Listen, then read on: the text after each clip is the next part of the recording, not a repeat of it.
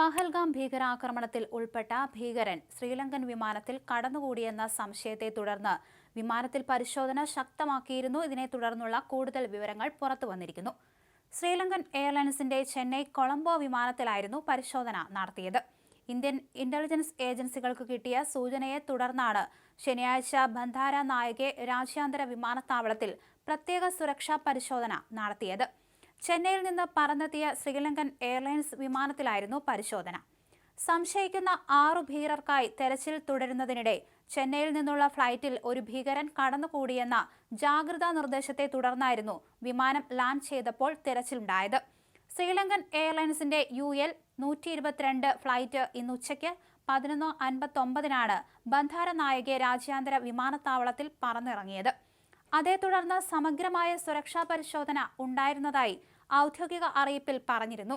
Chennai area control സെന്ററിൽ നിന്ന് ജാഗ്രതാ നിർദ്ദേശം വന്നതോടെ പ്രാദേശിക അധികൃതരുമായി ചേർന്നായിരുന്നു തെരച്ചിൽ എന്നും ശ്രീലങ്കൻ എയർലൈൻസ് വ്യക്തമാക്കി. പരിശോധനയ്ക്ക് ശേഷം വിമാനത്തിന് ക്ലിയറൻസ് നൽകി. എന്നാൽ സുരക്ഷാ നടപടിക്രമങ്ങളുടെ ഭാഗമായി സിംഗപ്പൂരിനുള്ള UL 308 വിമാനം വൈകുകയും ചെയ്തു. യാത്രക്കാരുടെ സുരക്ഷയ്ക്കാണ് പരമപ്രാധാന്യമെന്നും ശ്രീലങ്കൻ എയർലൈൻസ് പറഞ്ഞു. അതിനിടെ പഹൽഗാമിൽ ആക്രമണം നടത്തിയ ഭീകരർ വനത്തിനുള്ളിലെ ബങ്കറിലെന്ന സൂചന കിട്ടിയതായും റിപ്പോർട്ടുണ്ട്. തെക്കൻ കശ്മീരിലെ വനമേഖലയിൽ സൈന്യത്തിന്റെ പരിശോധന തുടരുകയാണ്.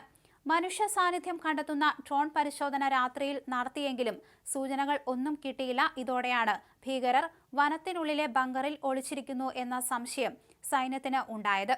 ബങ്കറിനുള്ളിൽ ആവശ്യമായ ഭക്ഷണം മുൻകൂട്ടി കരുതിയിരുന്നു എന്ന് സംശയമുണ്ട്. പ്രതികൾക്കായി 11ാം ദിവസവും തെരച്ചിൽ തുടരുകയാണ്. അനന്തനാഗ് മേഖല കേന്ദ്രീകരിച്ചാണ് തെരച്ചിൽ നടക്കുന്നത്. ഭീകരരുടെ ആയുധങ്ങൾ വനമേഖലയിൽ ഉപേക്ഷിച്ചോ എന്നത് സംബന്ധിച്ചും തെരച്ചിൽ തുടരുകയാണ്. മനുഷ്യ സാമീപ്യം തിരിച്ചറിയാൻ കഴിയുന്ന പരിശീലനം നേടിയ നായകളെ അടക്കം സൈന്യം വനത്തിനുള്ളിൽ തെരച്ചിലിന് ഉപയോഗിക്കുന്നുണ്ട്. വനമേഖലയോട് ചേർന്ന് ഗുജ്ജറുകൾ വേനൽക്കാലത്ത് ഉപയോഗിക്കുന്ന മൺവീടുകളിലും സൈന്യം പരിശോധന നടത്തിയിട്ടുണ്ട്. എന്തായാലും വിമാനത്താവളത്തിലെ പരിശോധന അവസാനിപ്പിച്ചിരിക്കുകയാണ്.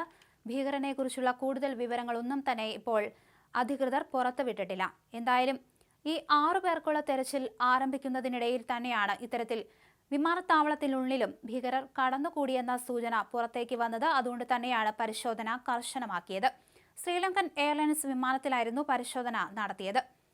ചെന്നൈയിൽ നിന്നുള്ള ഫ്ലൈറ്റിലാണ് ഒരു ഭീകരൻ കടന്നുകൂടിയെന്ന ജാഗ്രതാ നിർദ്ദേശം വന്നത്. ഇതിനെ തുടർന്നായിരുന്നു വലിയ രീതിയിലുള്ള ഒരു പരിശോധന ഉണ്ടായത്. ഭീകരൻ പിടിയിലായോ എന്ന കാര്യത്തെക്കുറിച്ച് വ്യക്തത വന്നിട്ടില്ല. എന്തായാലും പഹൽഗാം ഭീകരാക്രമണത്തിന്റെ ഉത്തരവാദികളായ ഭീകരർക്കെതിരെ കർശന നിലപാടുമായിട്ടാണ് ഇന്ത്യ മുന്നിട്ടിറങ്ങുന്നത്.